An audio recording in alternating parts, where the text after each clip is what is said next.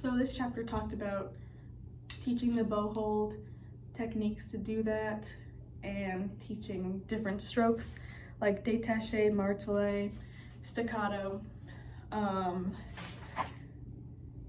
hooked bows, and then solutions to problems that students might have, like a bad bow hold or stiff string crossings or a harsh staccato or 10 shoulders, just things that are common issues that you might see in a beginner.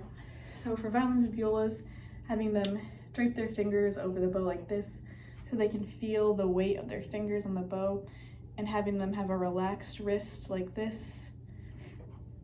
Make sure they're not squeezing. So first thing, having them tap their pinky on the screw of the bow right here. Then having them bend their thumb and put it in the crooks of the frog right here. Making sure these middle two fingers are relaxed, and so as well as their pointer finger. You can teach the bow hold at the middle of the bow as well, or more towards the balance point, just so it's not heavy as they're trying to figure out where to put their fingers, and they also have to worry about holding the weight of the bow with that bow hold.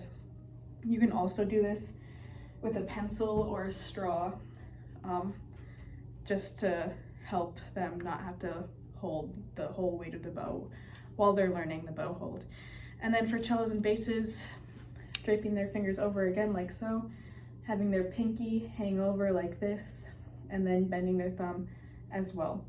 And to make sure that they're not squeezing, you can do a technique where you have them tap their fingers like this, as well as their thumb, and make sure they're holding the other bow with their left hand so they can really feel how light their bow hold actually has to be, depending on the instrument they play. For sound production, you're gonna wanna make sure you talk about how speed, weight, and pressure all relate, and how they can be used to make a softer tone or a louder sound. So speed, using a faster bow on higher pitched strings, so like the E and the A string for violins, that'll make a louder sound.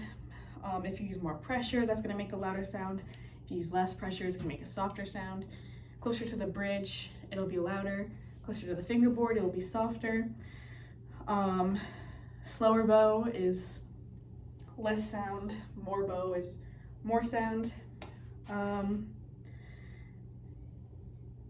Yeah, and then just explaining how they all relate to each other is important. So for the détaché stroke, you can have cellos and basses practice just a hanging arm like this with their bow hold. Maybe with a pencil instead, so they don't have to swing their bow up in the air like this, because they're relying mostly on the strings for to hold the bow for them. Especially if you're teaching a like soft bow hand, then using a pencil or just no pencil at all to teach the détaché stroke and how smooth it should be. And then for violins and violas, same thing, but up in the air like this. You can also use plastic tubes to practice bowing like this détaché, or you can use rosin and have them rosin the bow as they're practicing the détaché stroke. String crossings. To make smoother string crossings, you can have them practice bridge rocking. So just placing their bow next to the bridge and then having them rock back and forth like this for them to discover how high they need to have their elbow for lower strings compared to how low they need it for their lower strings. So the arm height must match their string level. You can also do this with a pencil as well, or you can do rest crossings, so have them bow a note and then rest and move their arm in relation to the next string they're going to play,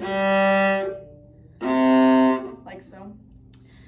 And then learning staccato and hooked bows or martelé, teaching them that you have to pinch and kind of grip the string before you bow, and then you pull and release at the same time.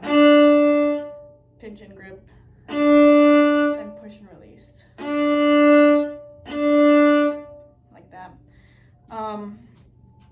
And then you can practice this by having them rest in between and setting up their pinch before they pull, with a loud rest in the middle, a loud rest, or just space to practice staccato. Yeah, and then you can use any of these problems or you can use any of these techniques to fix problems that a student might have.